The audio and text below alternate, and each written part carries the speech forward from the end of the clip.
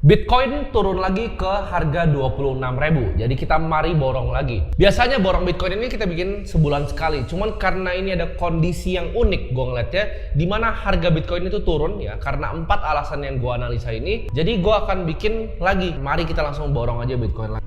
Menurut pandangan gue, berdasarkan yang gue lihat di market adalah market itu menghargai bahwa Federal Reserve itu akan melakukan yang namanya quantitative tightening lagi.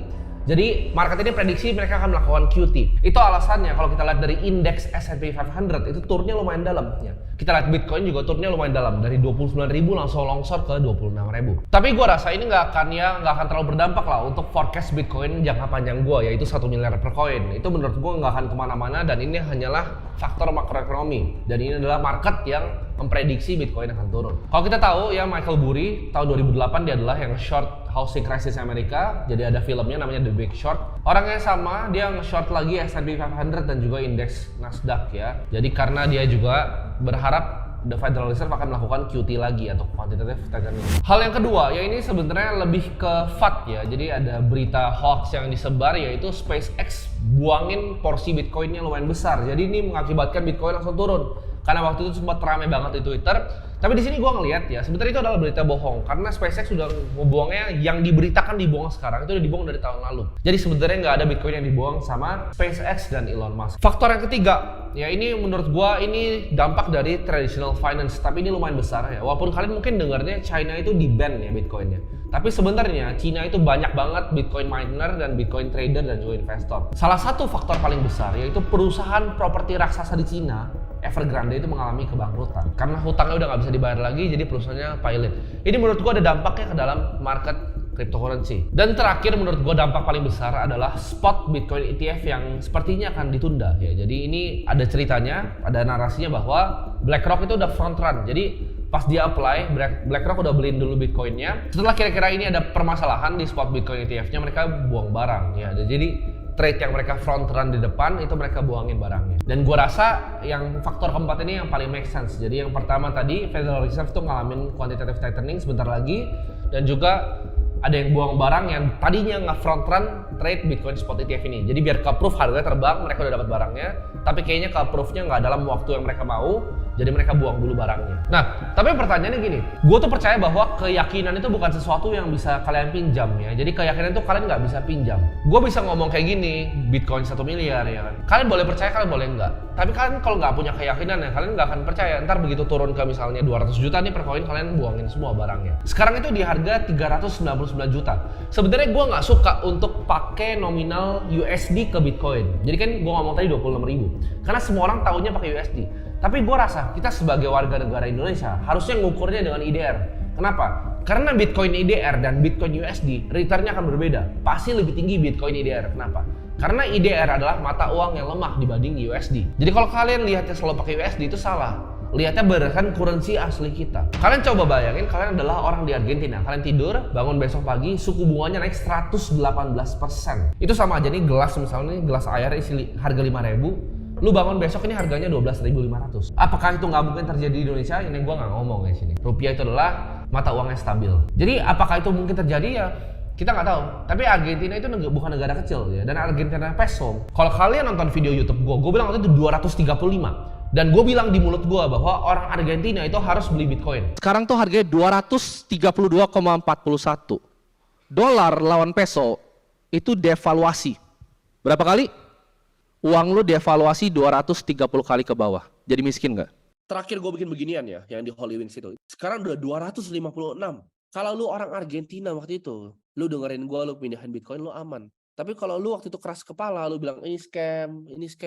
Negara gue baik-baik aja, gue percaya sama pemerintah gue. What happened to you? Lu lihat apa yang terjadi dengan Argentina. Argentina sekarang 350 di video ini dibuat. Ya, peso tuh USD 350. Itu naiknya berapa kali?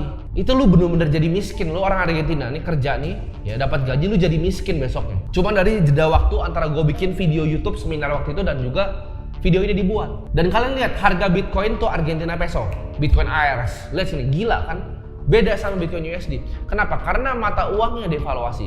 Jadi kita harus start ngelihat Bitcoin itu pakai mata uang kita sendiri. Kalau buat kalian yang panik ketika turunnya, ini kalian anggap gini, kalian ngelihat misalnya gue punya nih gambarnya Vincent van Gogh gitu. Itu gambarnya bagus, langka gitu, nggak banyak orang yang punya. Gue nggak setiap hari ngelihat lukisan Van Gogh gue itu dan mikir, ini harganya berapa ya? Ini harganya berapa? Ini harga berapa? Gue lihat dan gue nikmati karena itu sangat langka di dunia ini. Sama seperti Bitcoin, sangat langka. Cuma 21 juta koin yang ada.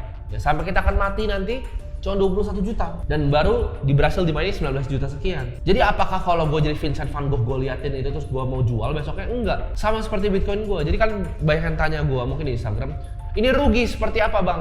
Nggak masalah. Ini dalam jangka waktu dekat. Karena gue tahu visi gue itu panjang, 2 tahun, 3 tahun, 4 tahun, 5 tahun. Ya. Bahkan 20 tahun, 30 tahun. Nanti kita akan lihat terus perkembangan dari borong Bitcoin ini. Yang awalnya mungkin kalian lihatnya kecil, angkanya nominalnya. Kalian bakal lihat ini jadi tumbuh jadi angka yang fantastis. Tapi gue di sini, kenapa gue bikin series seperti ini? Karena ini sebenarnya sebagai bukti ya. Bukti untuk kalian. Gue tuh nggak cuman sekedar asal ngomong. Gue paling benci orang yang asal ngomong. Kayak kripto influencer yang kalian lihat di YouTube itu banyak kan nggak punya duit. Mereka cuma ngomong, oh kalian beli Bitcoin segini, ntar jadi segini. Itu cuma ngomongan belaka, cuma bacot doang dari mulut. Jadi yang gue lakukan adalah gue buka portofolionya, gue update terus gitu. Ini udah konsisten nih beberapa bulannya. Jadi gue akan update terus sampai bulan-bulan ke depannya.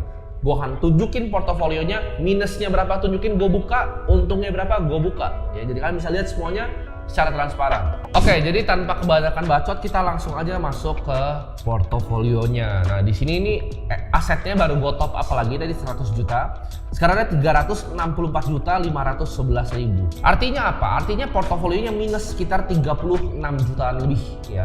Jadi portofolionya kita tabung selama udah 3 bulan ya kan. Jadi harusnya di 300 juta, tapi dia udah turun minus sekitar 30 jutaan lebih ya, 36 jutaan. Tapi apakah itu bikin gue panik? Ya gue, wah turun 36 juta? Enggak, gue nggak peduli. Santai aja. Jadi karena ini menurut gue sebagai properti, ini sebagai aset. Kalau lu punya rumah di Menteng, ini lu hold aja. Lu punya rumah di San Francisco, lu hold aja. Lu punya mobil yang langka gitu. Lu punya Lambo yang langka, ya lu hold aja. Jadi nggak usah panik gitu. Lu punya Rolex yang langka, lu hold sama. Gue ngeliat Bitcoin itu seperti hal yang sama. Ini komoditas yang gue percaya. Oke, jadi di sini udah ada, lihat rupiahnya sini. Kita langsung ke trade aja ya. Kita masukin semuanya, kita beli Bitcoin. Purchase successful ya. Ini udah open order nih. Dia tinggal masuk tuh 0,24 Bitcoin. Kita akan beli di harga 399 juta rupiah. Nah, ini kan kita udah masuk ya. Jadi Bitcoin kita udah masuk. Kita udah punya 0,6 Bitcoin. Jadi 0,6 Bitcoin di tanggal video ini di short, kalau lihat video ini nanti diuploadnya kapan, itu ya harganya 346 juta. Nanti lu lihat ya, lu pegang omongan gua, Bitcoin akan sampai ke 1 miliar. Ini portofolionya kita lihat di sini. Ya ini ada minusnya 19 juta, 10 juta. Jadi gua buka di sini semua secara transparan ke kalian. Jadi kita akan lihat ya perkembangan portofolionya. Mungkin setahun lagi, 2 tahun ya. Nanti halving di April, kita tambahin terus sampai 2025. Di 2025 bulan Februari kita lihat harganya Bitcoin berapa. Gue kalian bilang, rugi bang? Nggak apa-apa, santai aja bang.